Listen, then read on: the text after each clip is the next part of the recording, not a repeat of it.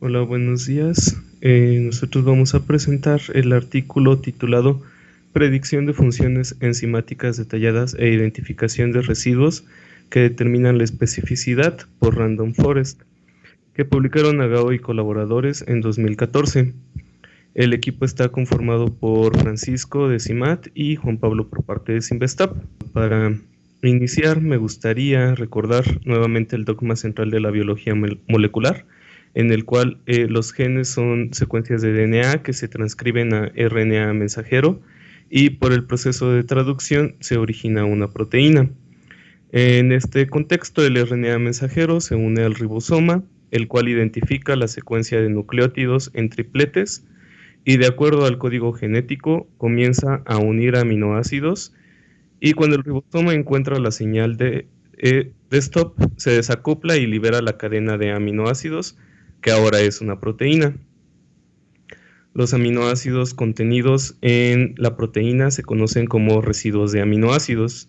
Bueno, recordemos que los aminoácidos son moléculas que pueden tener cargas. Algunos tienen cargas positivas, negativas o neutras.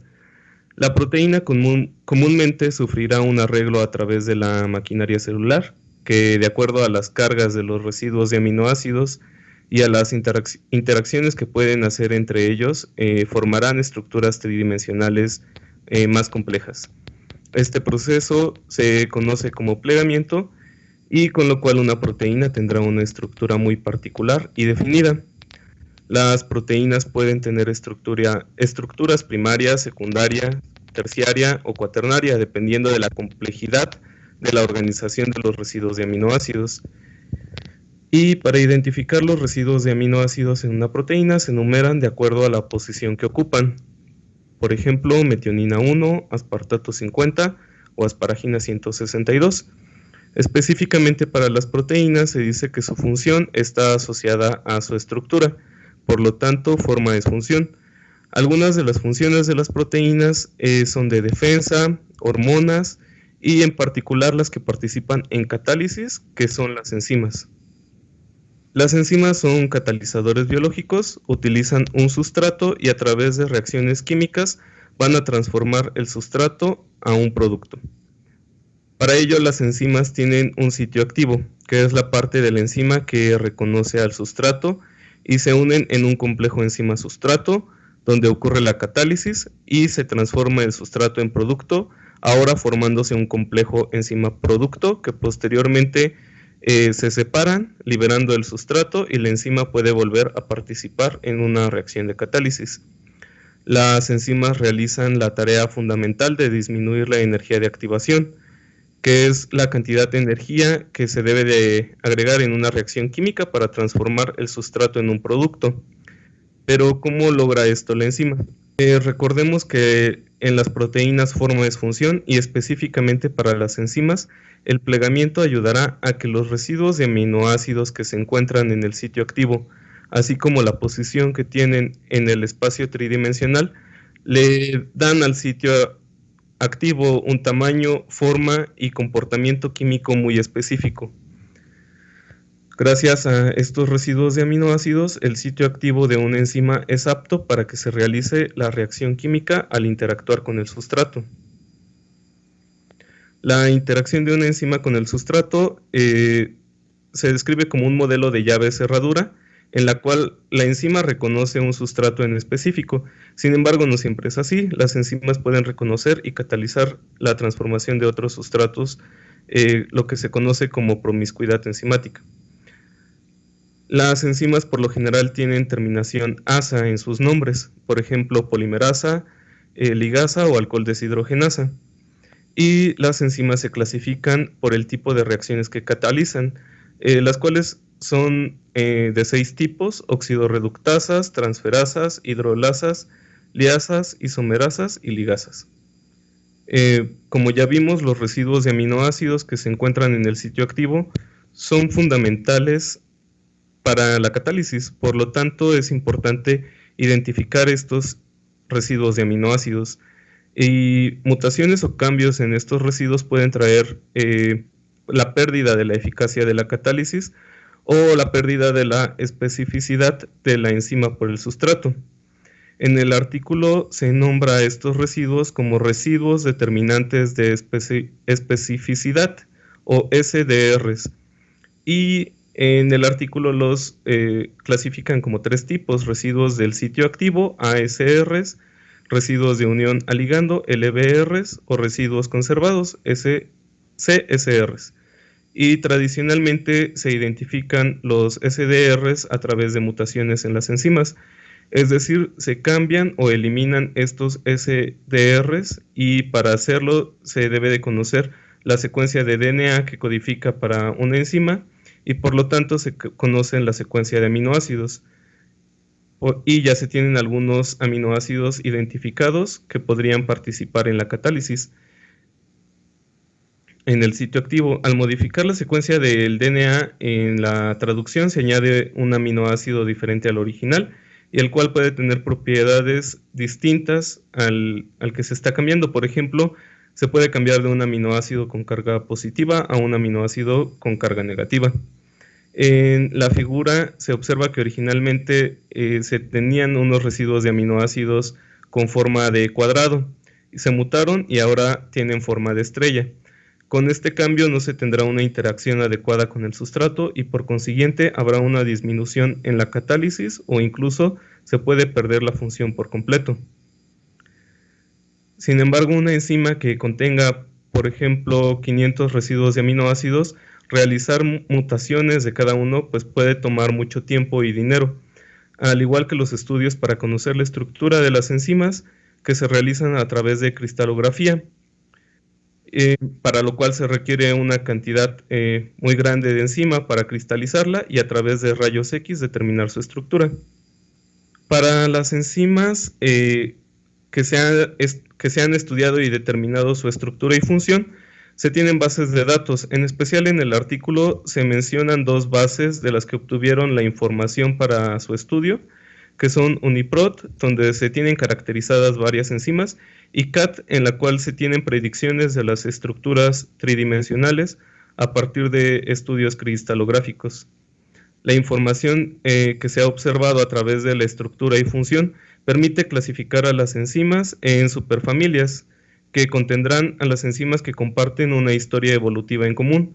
Por ejemplo, en la figura se observa a la superfamilia PA de proteasas, y podemos observar que las estructuras marcadas en rojo han sido conservadas en la historia evolutiva, a pesar de que hay diferentes estructuras también.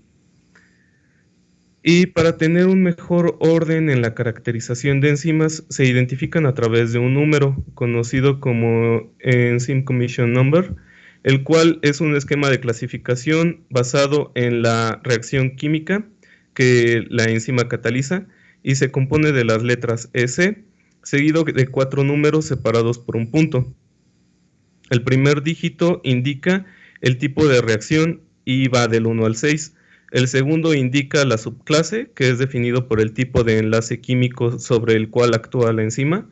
El tercer dígito se refiere a la subclase, que podría relacionarse con la molécula que sirve como cofactor o aceptor de electrones durante la reacción que cataliza la enzima. Y el cuarto dígito se relaciona con el sustrato o metabolito sobre el cual actúa la enzima, y es un número seriado de acuerdo a las enzimas que se hayan descrito con características similares en esa superfamilia. Y aquí les muestro una tabla donde se recopilan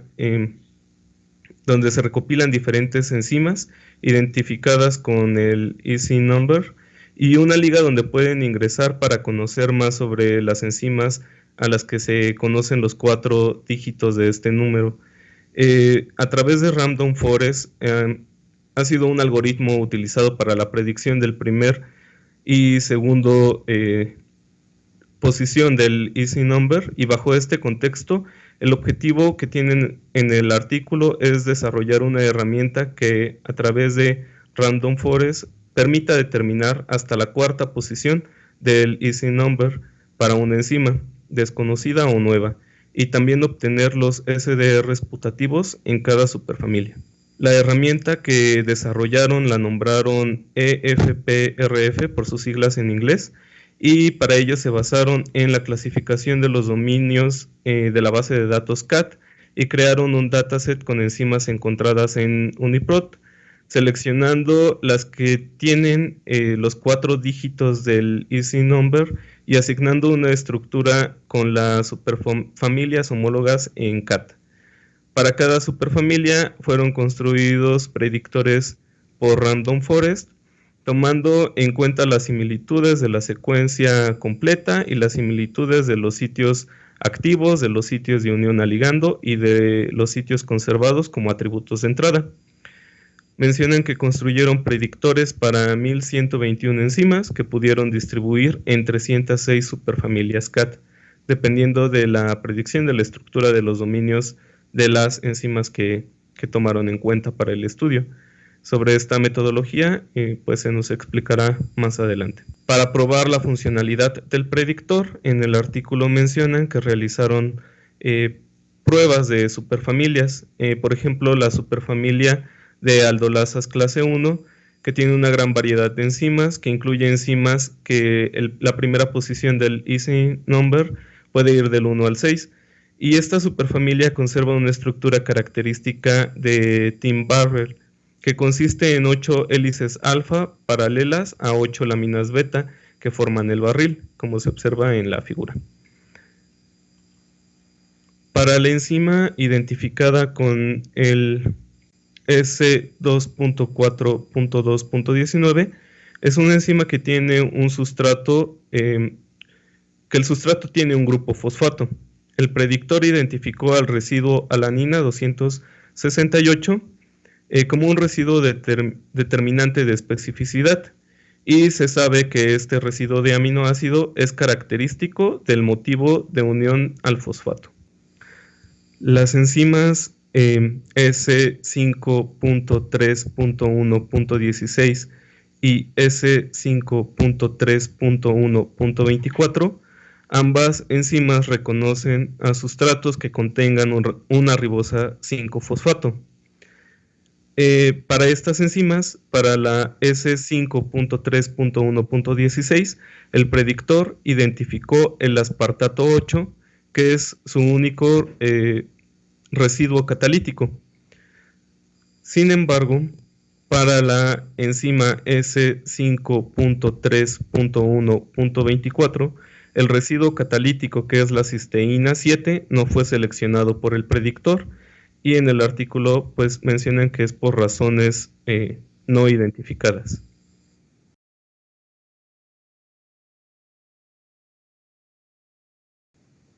Como conclusión, en el artículo mencionan que su modelo utiliza como atributos de entrada en Random Forest los sitios ASRs, LBRs, CSRs y la secuencia completa de la enzima, que permite la predicción de funciones más detalladas de las enzimas, y que este método puede extenderse a la predicción de términos GO, que es Gene Ontology, y que puede ser eficiente en las regiones de similitud de secuencia baja, donde este tipo de términos GO son difíciles de predecir.